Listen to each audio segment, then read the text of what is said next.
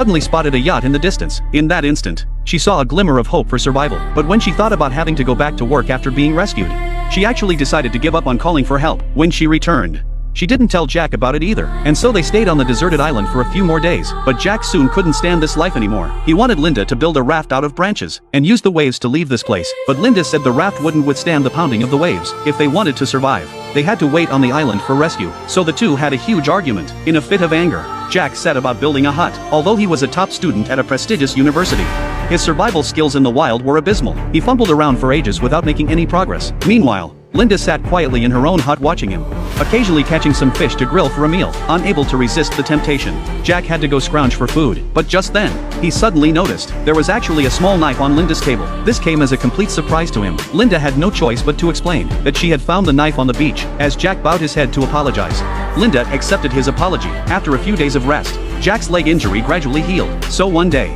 they climbed a hillside to get a panoramic view of the island. Just as the sun was about to set, the two had no choice but to head back the way they came. Unexpectedly, the rocks beneath them suddenly collapsed. Fortunately, thanks to Jack's desperate rescue efforts, he managed to pull Linda to safety, and it was precisely because of this ordeal that Linda began to accept this hot-tempered man. But as they say, life is full of surprises. Soon, a violent storm swept across the deserted island. As the waves crashed through their hut, the two had no choice but to evacuate quickly. They ended up spending the night in a cave. The next day, they built a new home to celebrate their move.